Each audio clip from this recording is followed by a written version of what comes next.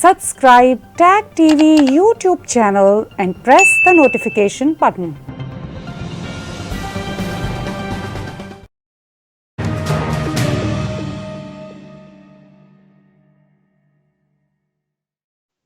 Lotus in the stone एक बहुत ही खूबसूरत किताब है जो दुनिया की सबसे पुरानी सबसे बड़ी सिविलाइजेशन यानी हिंदुइज़्म को इतने खूबसूरत अंदाज के साथ पेश करती है। उसकी जो हिस्ट्री है और जो मंदिरों की कहानी है, आप लोटस इन द स्टोन का जब भी नाम सुनते हैं ये टाइटल आपके जहन में आता है। अनुराधा गोयल जी की बहुत सारी किताबें हैं, ख़ास तौर पर लोटस इन द स्टोन और अनयूजुअल टेम्पल्स ऑफ इंडिया। मैं उनको वेलकम करता हूं, हमारे साथ वीडियो लिंक पर जुड़ी हुई हैं भारत गोवा से। भारत का सबसे बड़ा जो एसेट है, सबसे बड़ा जो आर्ट है, वो मंदिर हैं।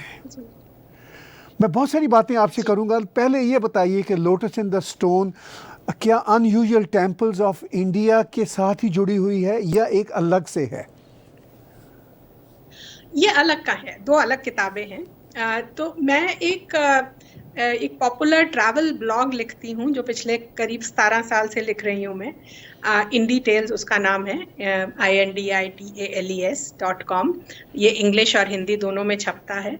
तो इसमें मैं करीब पिछले 20 साल से अपने ट्रैवल लॉग्स को शेयर कर रही हूँ। लेकिन उन ट्रैवल लॉग्स में क्या होता है कि एक जगह गए आए, उस जगह के बारे में लिख दिया। उसमें कुछ थीम्स निकल के आए जिससे कि हमने unusual temples of India publish की। लेकिन लोटस इन द स्टोन जो है वो मेरी एक अपनी जर्नी है। मेरी अपनी जर्नी है from being absolutely unaware person, absolutely somebody who's absolutely not connected with the roots, to going in search of my own roots, reconnecting with my own roots and discovering the richness of my own culture, and then sitting and saying, why did my school books not teach me this? Why did my parents not teach me this? Why did my teachers not teach me this? But then also figure out that the diversity of this country is so huge, so multi-dimensional that it's impossible to put it in a set of books. It has to be a discovery which you have to go out and find for yourself. The India that I find is my India. The India that you will find when you travel across will be your India. इस तरह जितने लोग जाके एक यात्रा करेंगे वो एक अपनी वर्जन ऑफ इंडिया पाएंगे। तो ये मेरी अपनी यात्रा है। And this also connects lot of dots that I found out, lot of invisible threads that I discovered across the country. So it's a very, very personal journey. And the feedback that I'm getting in last 3 months of this book being in the market is that a lot of people are connecting with it. A lot of people who have not traveled India, they are saying, now I want to see India through this lens. I want to look at temples from a different drishti. People who have traveled a little, they are finding a resonance. They are able to see their journey in my journey. So I really wish that a lot of youngsters around the world, and actually it's a pretty universal book, though I have written primarily about India. All of us who are not so connected with our roots across the world will find it interesting because, जितनी जड़ें मजबूत होती हैं हम उतने ही फलते फूलते हैं। और अगर हम जड़ों से कटे हैं तो कितने भी फले फूले हो मुरझा जल्दी जाएंगे। तो ये अपनी जड़ों से जुड़ने की एक कहानी है।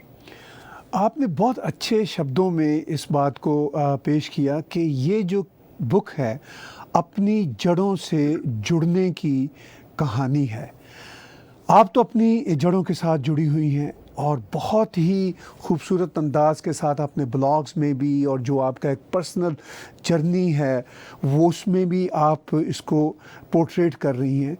लेकिन आपको भारत की जो इस वक्त की एनवायरनमेंट है, अपनी जड़ों के साथ जुड़े होने के नाते आपको वो एनवायरनमेंट कितनी नज़र आ रही है आज के दिन?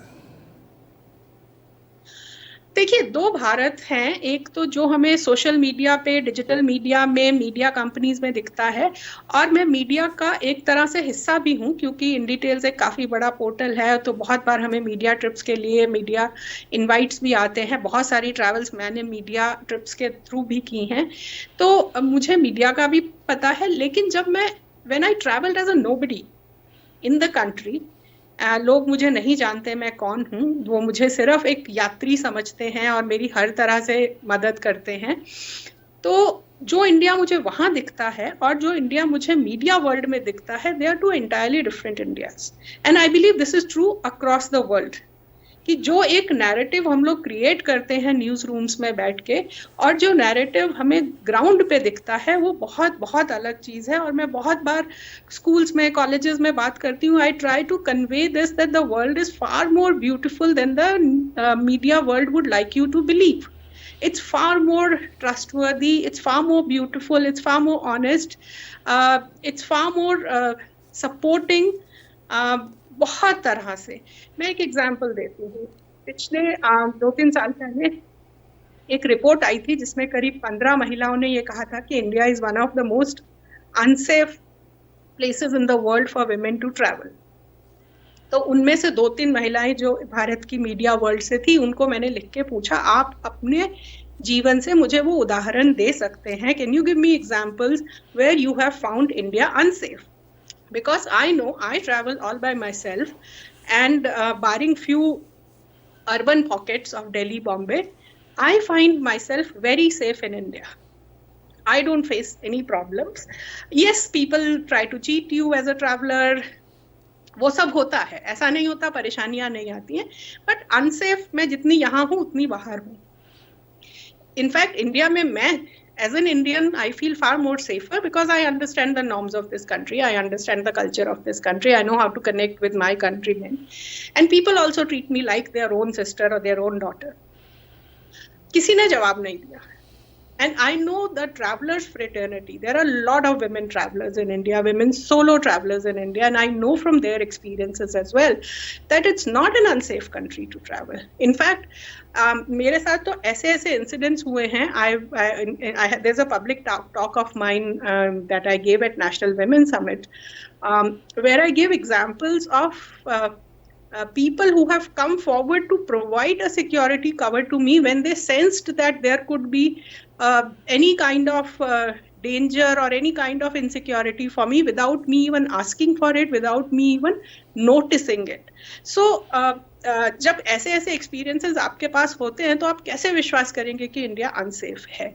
हाँ, वो बात अलग है कि मेरे पास एक एक्सपीरियंस है ट्रैवल करने का। I know how to interact with people. I know that आप जब किसी को रिस्पेक्ट देते हैं तो आपको वापस रिस्पेक्ट मिलती ही है। जब आप एक ये एटीट्यूड पहन के नहीं जाते कि भाई मैं तो बड़े शहर से आई हूँ, मैं तो बहुत बड़ी राइटर हूँ और तुम लोग कुछ नहीं हो, तुम्हें कुछ नहीं पता, तो लोग आपको वही एटीट्यूड मल्टीप्लाई करके वापस करते हैं। जब आप हाथ जोड़ के सामने बैठ के एक पात्र की तरह बैठ जाते हैं कि भैया मैं तो आपसे लेने आई हूँ, मैं आपसे सीखने आई हूँ, तो लोग आपको देते भी हैं, सिखाते भी हैं। बहुत सारे इंसिडेंट्स हैं, उनमें से बहुत सारे इंसिडेंट्स उस किताब में हैं और आई थिंक बहुत किताबें हो जाएंगी अगर सारे इंसिडेंट्स लिखे जाएं तो। बट कहने का मतलब ये है कि जो एक्सपीरियंस मुझे ग्राउंड पे होता है और जो एक्सपीरियंस न्यूज रूम्स में है, वो एक एंटायरली डिफरेंट है, जिसमें कोई समन्वय नहीं है, जिसमें कोई बैलेंस नहीं है। सो आप किस इंडिया की बात कर रहे हैं? नहीं, बिल्कुल आप बहुत अच्छी बात कर रही हैं कि इंडिया डाइवर्स है, और अगर हम न्यूज़ रूम के लेंस से देखें तो फिर उनका एक अपना पर्सपेक्टिव है, और ख़ास तौर पर वो न्यूज़ रूम्स जो वेस्टर्न लेंस से चीज़ों को देखना चाहते हैं या अपने वेस्टेड इंटरेस्ट के लेंस से चीज़ों को देखना चाहते हैं, उनका डिफरेंट होता है। और जिस तरह आप इंडिया को अपने अंदर बसाती हैं और उस देश में जो आपका और मेरा देश है उसमें आप बसती हैं, एक तो होता है किसी देश को अपने अंदर बसाना और दूसरा होता है उसमें बसना। दोनों काम एक ही वक्त में आप बहुत ही सहूलत के साथ जब करती हैं तो फिर असल इंडिया आप पर खुलता है। आपका अपना देश आपको अपने सीक्रेट्स ओपन करता है। तो जो सीक्रेट्स ओपन करने की बात है, उनका फीडबैक कैसे आपको मिलता है? देखिए, ब्लॉग पे तो फीडबैक इंस्टेंटली आता है। ब्लॉग पे, सोशल मीडिया पे तो आपको पता है फीडबैक इंस्टेंटली आता है। प्लस ब्लॉग्स जो हैं, क्योंकि वो पब्लिक डोमेन में पड़े रहते हैं, तो जब भी कोई पढ़ता है तो जो भी फीडबैक है वो इंस्टेंटली आता है। इनफैक्ट अभी तो बुक्स के फीडबैक भी आपको सोशल मीडिया पे ही मिल जाते हैं। पर्सनली रेयरली कुछ फीडबैक मिलती है। So in fact that's the advantage of digital media, that you get a feedback and you know that you're going in the right direction or wrong direction, whichever whatever it may be. So वो feedback मिलता रहता है। लेकिन feedback से important जो मुझे मिलता है सोशल मीडिया से, वो है लॉट ऑफ इंफॉर्मेशन। मैं एक जगह पे जाती हूँ, 4 चीजें देखती हूँ, लेकिन 40 की लिस्ट वापस लेके आती हूँ कि ये भी देखने वाली है, ये नहीं देखा, ये नहीं देखा, अगली बार ये देखिए। कितनी जगह ऐसा हुआ है कि कोई किसी को पता चला कि मैं उनके शहर में हूँ, वो आ गए, हम आपको ये भी दिखाते हैं, वो भी दिखाते हैं। एक इंडिया के राजस्थान में मैं एक बहुत रिमोट गांव में थी, बहुत रिमोट गांव में। वहां से किसी ने मुझे ट्विटर पे कांटेक्ट किया कि आप यहाँ पर हैं। मैंने बोला मैं यहाँ पे हूँ। कहाँ है? यहाँ है। अच्छा रुकिए, मैं आता हूँ। वो सज्जन मुझे अपने घर लेके गए और एक प्रॉपर नाश्ता करवाया। अब ये एक बहुत बड़ी ब्लेसिंग है। अब इसको आप फीडबैक कह सकते हैं कॉर्पोरेट जार्गन में, बट मुझे लगता है ये मेरी जिंदगी की सबसे बड़ी ब्लेसिंग्स में से है कि आपको प्यार करने वाले, आपके काम की कदर करने वाले लोग गली कूचों में मिल जाते हैं और आपके साथ आके मिलते हैं प्यार से। सो वो फीडबैक से भी बहुत बड़ी चीज है। फीडबैक तो आजकल मांग के भी मिल जाती है। तो ख़ास तौर पर इस किताब के कॉन्टेक्स्ट में अगर हम बात करें, लोटस इन द स्टोन, इसके कॉन्टेक्स्ट में क्या आप फील करती हैं? फीडबैक शब्द बरत लीजिए या परसेप्शन क्या है, और भारत में इसको किस तरह सराहा गया? देखिए, बहुत से लोगों ने मुझे लिखा, कुछ कुछ इंसिडेंट्स मैंने शेयर किए हैं अपने ट्रैवल से, जो मेरे लिए भी मुझे भी अचंभे में डालने वाले थे। जैसे मैं एक महिला से मिली थी बाली में, इंडोनेशिया में, और उनसे मुझे पता चला कि उनकी सबसे बड़ी इच्छा लाइफ में जो है वो गंगा आने की है, गंगा को छूने की है। और जब मैं बाली गई थी तो उससे करीब 1-1.5 हफ्ता पहले मैं बनारस में गंगा किनारे थी। तो जब उनको पता चला कि मैं वहां से आ रही हूँ, she literally touched my hand as if she is trying to touch Ganga by touching my hands. So ये जब इंसिडेंट मैंने शेयर किया अपनी किताब में, बहुत लोगों ने मुझे लिखा that they cried after reading this. They literally had tears after reading this. जो इंडिया में रहते हैं, गंगा के आसपास रहते हैं, उन्हें लगा कि हमारे पास कितनी प्रेशियस चीज है जिसकी हमें शायद कदर नहीं है। हम तो कचरा भी वहां डाल देते हैं। और जो इंडिया के बाहर रहते हैं, उनको वो किसी जमाने में चिट्ठी आई है सॉन्ग का जो इमोशन होता था, वो इमोशन उनके मन में आता है। तो ये ऐसे इंसिडेंट्स हैं। फिर मैंने अयोध्या का अपना एक इंसिडेंट शेयर किया है जो मेरे लिए पर्सनली एक टर्निंग पॉइंट था, और उसके बाद मेरा अयोध्या से ऐसा रिश्ता जुड़ा कि अब मेरी अगली किताब जो आ रही है वो अयोध्या पर ही है। तो वो उस इंसिडेंट के बाद बहुत लोगों को they felt very emotional reading that. So the responses I am getting are far more emotional. They're touching the chord somewhere. I haven't heard anything bad as yet. I'm sure there must be something that some people have not liked. A lot of people have said, we wanted a lot more temples, tell us more about this.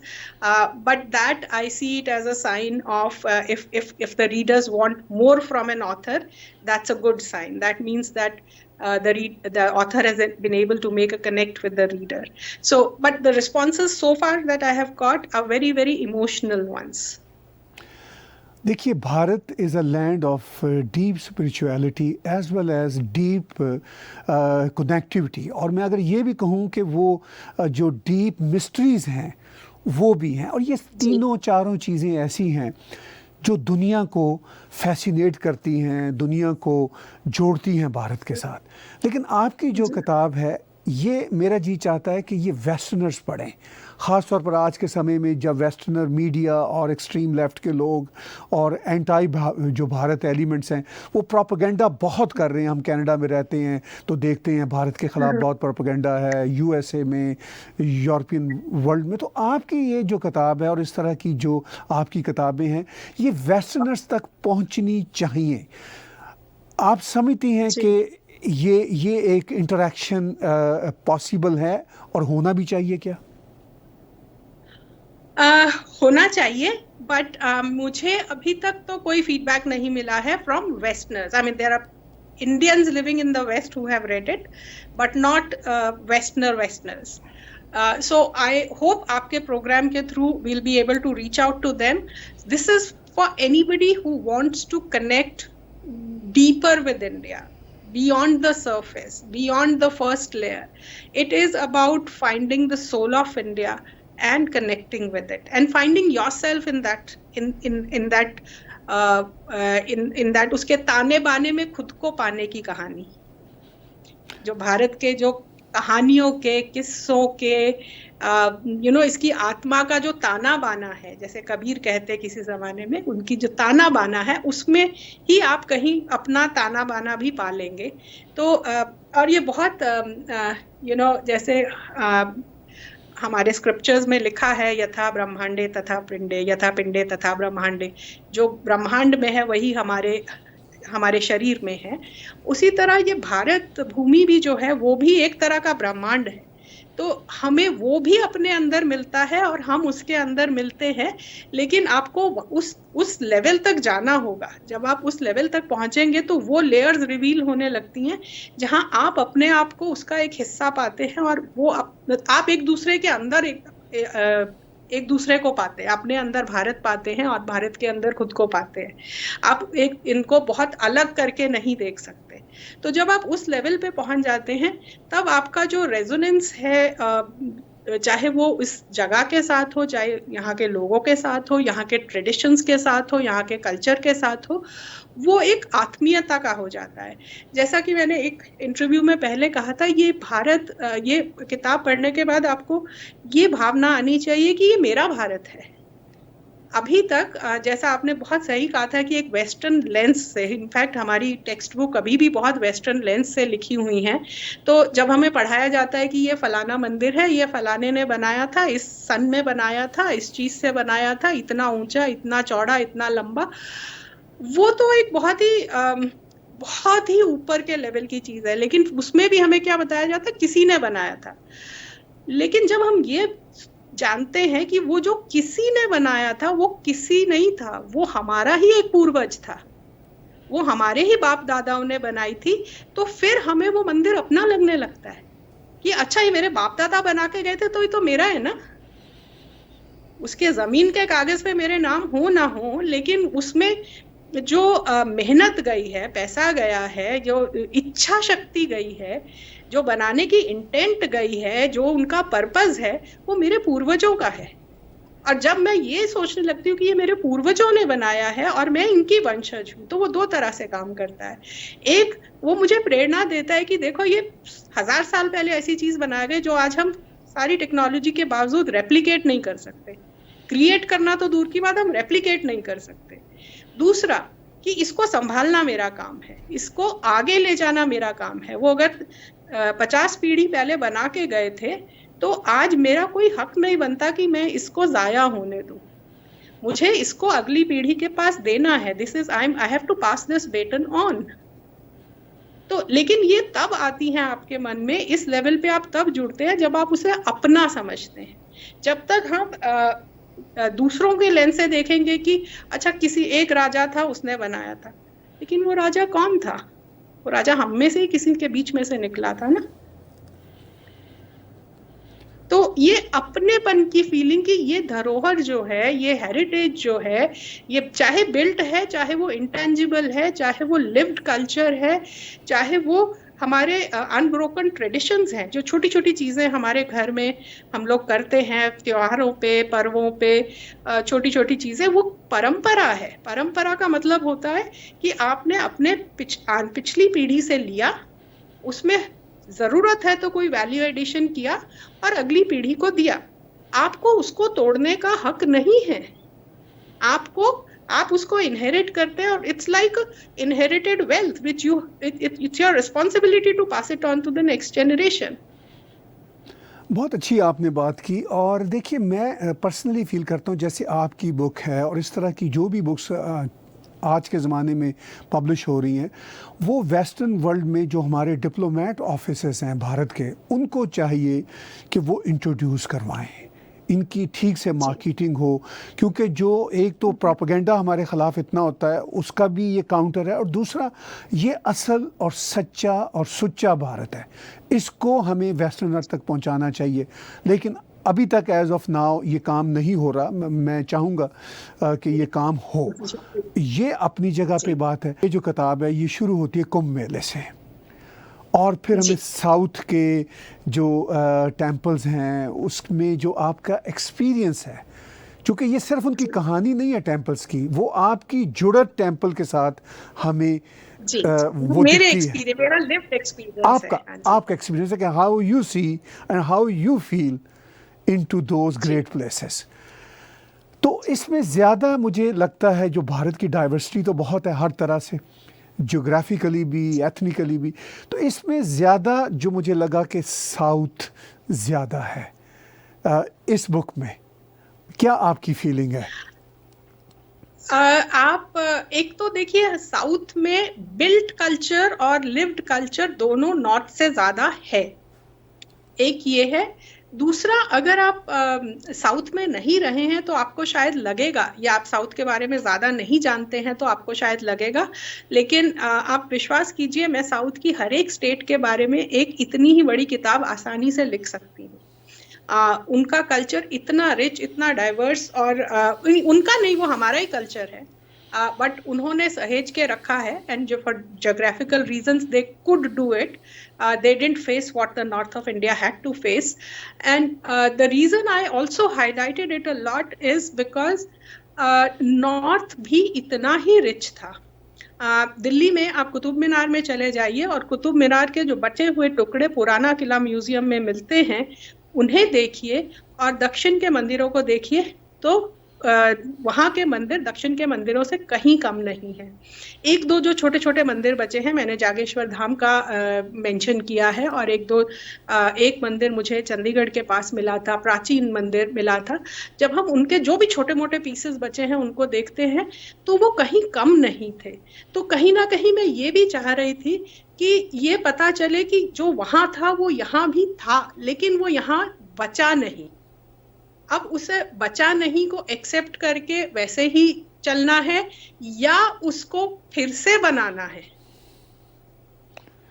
ये आपने दो बड़ी क्यों अहम नहीं बातें बना की। सकते? जो हम सीक्रेट ज्योग्राफी जिसे बोलते हैं, जी। वो नॉर्थ इंडिया की पूरी हिली हुई है। आज भी आप दक्षिण के गांव में जाएंगे तो गांव के बीचों बीच आपको मंदिर मिलेगा, और मंदिर के से चारों तरफ आपको गलियां निकलती हैं जहां कहीं बाजार होंगे, कहीं रहने की जगह होगी, कहीं कुछ होगा, पूरे शहर की बसावट होती है, लेकिन बीच में एक मंदिर होता है, ग्राम देवी का, ग्राम देवता का। तो उत्तर भारत में भी, जहां तक मुझे पता है, जो पढ़ाई के बेस पे या जो छोटे मोटे एविडेंसेस मिले, उत्तर भारत भी बिल्कुल वैसा ही था, उतना ही उत्कृष्ट था।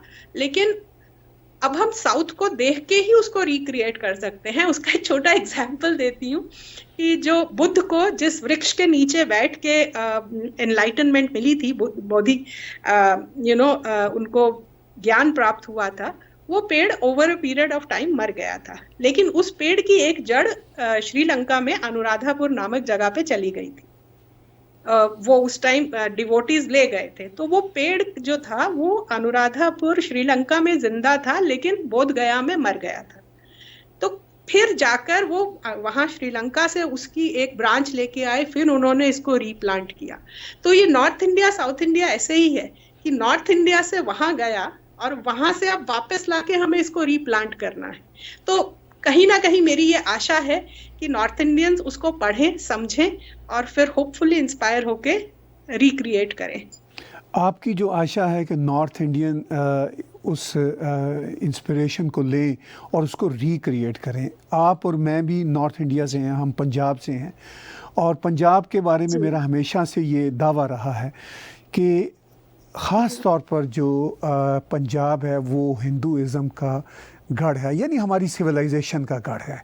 इवन जो सिंधु जो जिसके नाम पे सब कुछ है वो भी पंजाब ही है। इनफैक्ट अगर आप उसको ग्रेटर पंजाब में देखें जो हमारा पूरा नक्शा है, तो पंजाब के जो मंदिर जो नहीं रहे, जहाँ से बहुत सारा इतिहास गया साउथ को, अब रिक्रिएट करने की आपकी भी इच्छा है, मेरी भी इच्छा है। इस पर कितना काम होता आपको नज़र आ रहा है, या इस पे कोई सोच नज़र आ रही है एटलीस्ट? नहीं sir, unfortunately I am not aware of anything that's happening in this space. In fact Punjab में, मैंने अपने पंजाब में, जो इंडिया में इस समय पंजाब है, जहाँ का मेरा जन्म है, जहाँ मैंने बचपन बिताया है, वहाँ पर मुझे नहीं पता मैंने कोई प्राचीन मंदिर देखे हैं। हालांकि मुझे पता है जालंधर में, अमृतसर में प्राचीन मंदिर हैं, लेकिन मैंने खुद नहीं देखे हैं। और वहाँ पर मुझे जाना है। That's kind of pending on my side to go and explore that whole reason.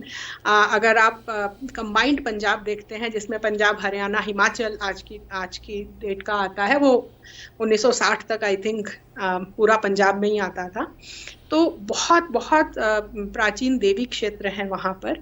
In fact जिस कम्युनिटी से मैं आती हूँ, अग्रवाल कम्युनिटी, हमारा गढ़ है हरियाणा में, हिसार के पास अग्रोहा धाम, वो भी मैंने अभी तक नहीं देखा है। लेकिन देखिए, मंदिर बन रहे हैं, ऐसा नहीं है मंदिर नहीं बन रहे हैं, लेकिन मंदिर जो है वो मंदिर जिस तरह से बनने चाहिए वो बन रहे हैं या नहीं, मुझे डाउट है। उसमें हमारे शिल्प शास्त्रों को नहीं फॉलो किया जा रहा, उसमें हमारे जितनी परंपराएं हैं, जो मंदिर का एक विज्ञान है, उसको नहीं फॉलो किया जा रहा। तो कहीं ना कहीं हमें वो चेतना वापस लानी होगी कि मंदिर केवल एक बिल्डिंग नहीं है टू शोकेस की अरे हमारे शहर में इतना बड़ा मंदिर है। The mandir is the source of energy for everybody who lives around it. तो वो एनर्जी उसमें जब तक एक्यूमुलेट और जेनरेट नहीं होगी, वो शहर को एनर्जी कैसे देगा, वो आने वालों को एनर्जी कैसे देगा? Though today we associate temples with religion, but temples are a very very potent source of energy. आप रोज सुबह उठ के मंदिर जाना इसलिए कहा जाता है, मंदिर या कोई भी और जहाँ भी आप जाना चाहें 10 मिनट अपने साथ बिताने के लिए, बिकॉज वो आपको एक रिचार्ज करते हैं। They're like you have to charge your mobile phone, you have to charge yourself. So you go to a place where the energy is more than what you have, so you get it. जो हमारे तीर्थ स्थल हैं, उनकी energy बहुत ज्यादा होती है, तो वहां आप साल में एक बार भी जाते हैं तो आपको वो रिचार्ज आपका हो जाता है। कई जगह ऐसी होती हैं, कैलाश मानसरोवर जैसी, जहां आप जीवन में एक बार चले गए तो आपको जो रिचार्ज चाहिए हो जाता है। और तो वो हम जब तक मंदिर को एक एनर्जी के और मंदिर के साइंस और उसके सोशल एंगल से नहीं समझेंगे, तो बड़े बड़े मंदिर बनाने से कोई फायदा नहीं होगा। I have been to many temples in North India. When I sit with the purohit these days, when I travel to temples, I sit with the purohits, I ask them the stories. Half of them don't know the basic stories of our scriptures, and if they don't know, they can't tell the people who are visiting temples, they can't teach. So there has to be a bit of a guidance, mentoring, a bhavna of being somebody who's a guide in the temple. So lot of things have to fall in place for this whole culture to come up. Building banana is not a big deal. उसके लिए पैसा भी आ जाता है, उसके लिए सब कुछ हो जाता है, बिल्डिंग्स बन जाती हैं। बिल्डिंग बनाना आसान नहीं है, लेकिन हो जाता है, बिकॉज फिजिकली वो दिखता है। लेकिन उसके आसपास का जो कल्चर बिल्ड करना और जो इंटेंजिबल कल्चर बिल्ड करना है, वो बहुत बड़ा चैलेंज है, और वो नॉलेज हम काफी हद तक खो चुके हैं। तो उसको फिर से ढूंढ के और उसको फिर से एक अमल में लाना, that is a bigger challenge in my view. आपने दुरुस्त कहा कि बिल्डिंग को बनाना तो कोई बड़ा काम नहीं होता, लेकिन बात यह है कि उस बिल्डिंग के अंदर भी और उसके बाहर भी वो एनवायरनमेंट क्रिएट करना इम्पॉर्टेंट है। जब हम मंदिरों की बात करते हैं और देखते हैं पुराने हिस्टोरिक मंदिर, तो आपकी इस किताब में मुझे मंदिर जो प्लेस ऑफ स्पिरिचुअलिटी के तौर पर तो मिलते ही हैं, मगर उसके साथ साथ एक आर्ट का नमूना भी नज़र आते हैं बहुत बड़ा, चूँकि आर्ट अपनी जगह पर एक स्पिरिचुअलिटी का ही मैनिफेस्टो होता है। हम आर्ट को स्पिरिचुअलिटी से अलग नहीं निकाल सकते। तो हमारी हिस्ट्री में तो नहीं, या हमारी हिस्ट्री में बहुत खूबसूरत आर्ट और स्पिरिचुअलिटी के ये जो मिक्सचर हैं वो तो मौजूद हैं, लेकिन जो 50 साल बाद या 100 साल बाद आने वाला समय होगा वो आज हिस्ट्री होगा।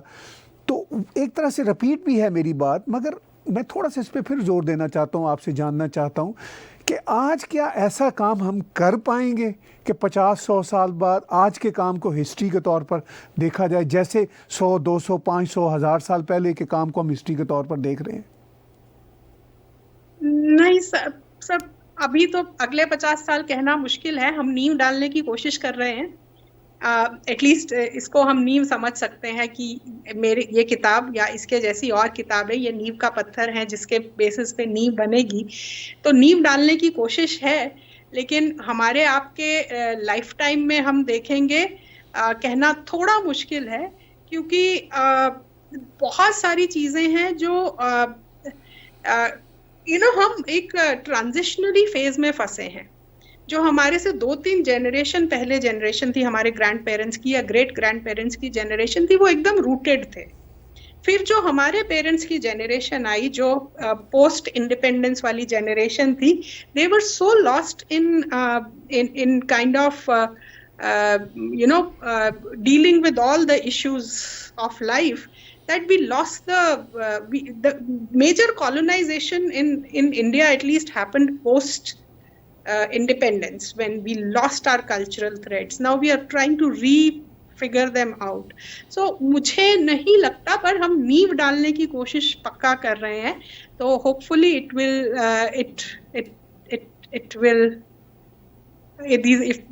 hopefully these will turn out to be good seeds which become trees for the next couple of generations at least.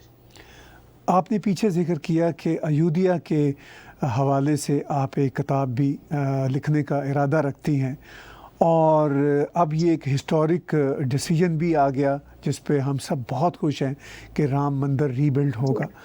तो क्या आपको राम मंदिर का एक तरह से जो आर्किटेक्ट आउटलाइंस हैं वो भी हम देख रहे हैं, बहुत ही सेक्रेड प्लेस है, तो आपको क्या लगता है कि ये हिस्ट्री को रीराइट कैसे करेगा?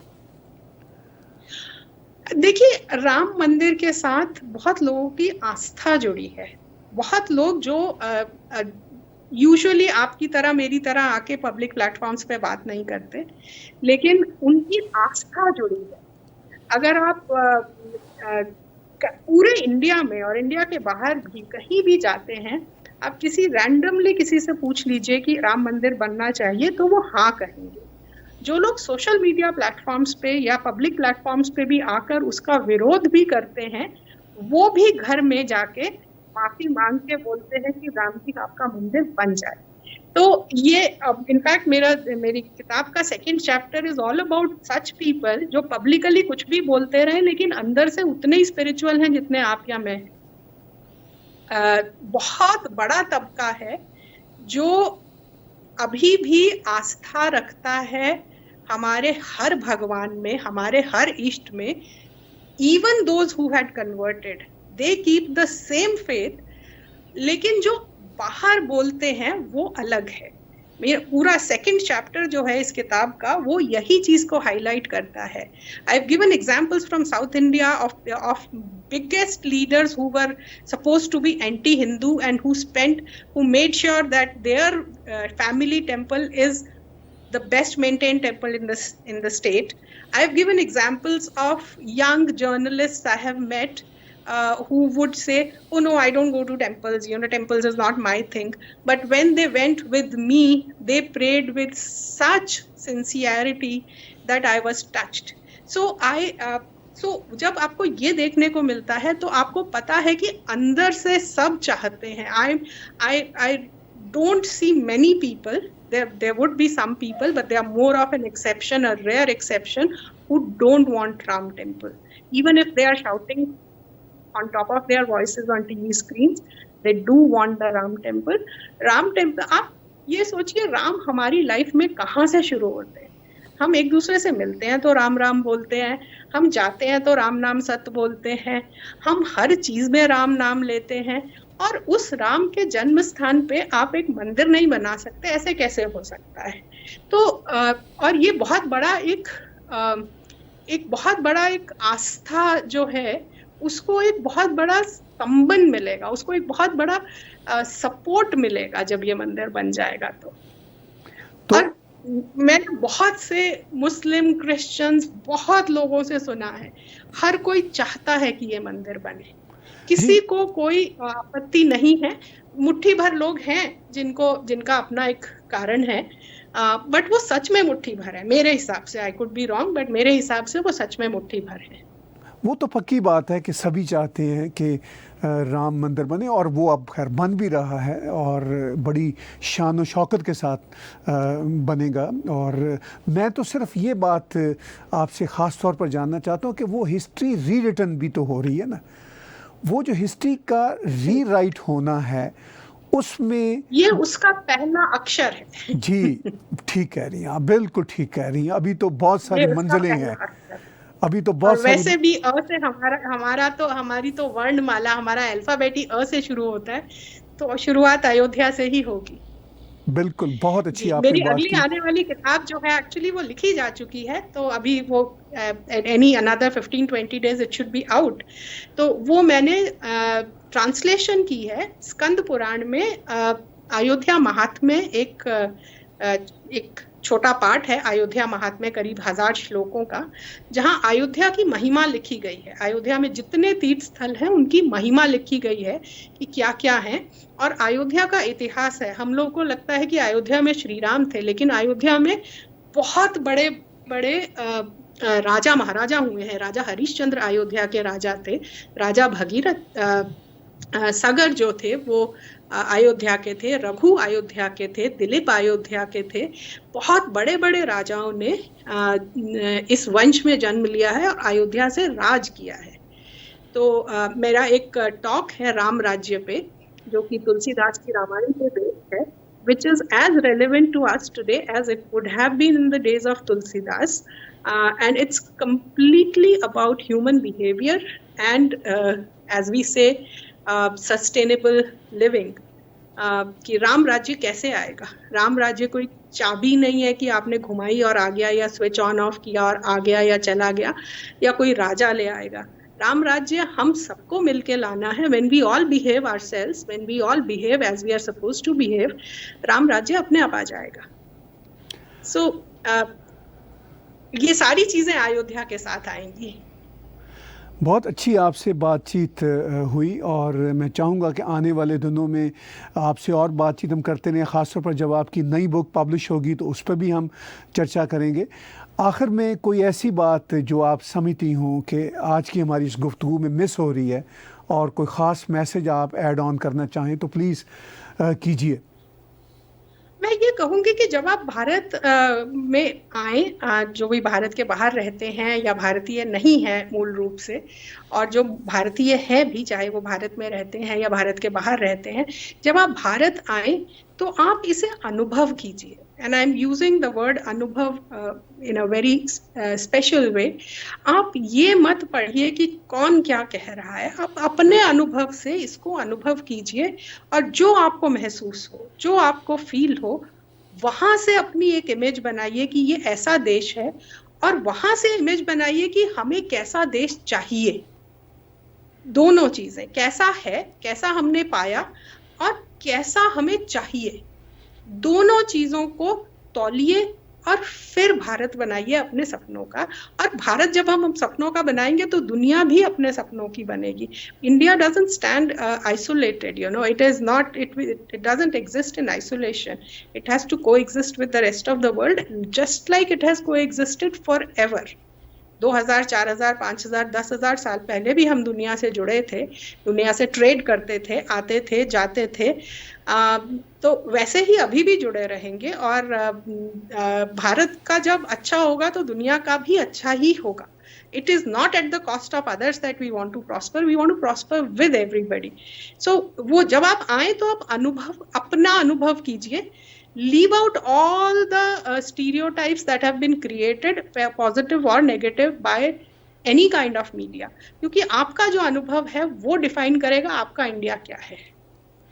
बहुत ही अच्छा मैसेज आपने दिया, और ये सिर्फ मैसेज ही नहीं, एक फ़िलॉसफी भी है और एक डेप्थ भी है इसमें। हम बहुत ही शुक्रगुजार हैं कि आपने हमें आज समय दिया, और हम चाहेंगे कि आपसे आने वाले दिनों में भी हम इसी तरह बातचीत करते रहें। बहुत बहुत धन्यवाद ताहिर भाई, और आपको बहुत बहुत शुभकामनाएं। ये सब हमें प्लेटफॉर्म देने के लिए बहुत बहुत धन्यवाद। And I hope you enjoy reading this book and all the other books that I hopefully I will keep writing. Thank you very much. बातचीत आप सुन रहे थे अनुराधा गोयल जी की, और इनकी ये किताब lotus in the stone Garuda प्रकाशन ने पब्लिश की है, अमेज़ॉन पर अवेलेबल है, इसका किंडल एडिशन भी, और इसका जो हार्ड कॉपी है वो भी आप वहाँ पे ऑर्डर कर सकते हैं। और जो भारत में बहन भाई रहते हैं वो बुक शॉप से भी जाकर इस किताब को ख़रीद सकते हैं। और मेरी ये भी इच्छा है कि ये किताब ऑडियो बुक्स में भी जल्द आ जाए, ताकि हम audible.com और दूसरे जो प्लेटफॉर्म्स हैं ऑडियो बुक्स के, उस पे भी इस किताब को सुन सकें, एंजॉय कर सकें। आज का तजिया इस किताब के कॉन्टेक्स्ट में देखने और सुनने का बहुत शुक्रिया। Subscribe Tag TV YouTube channel and press the notification button.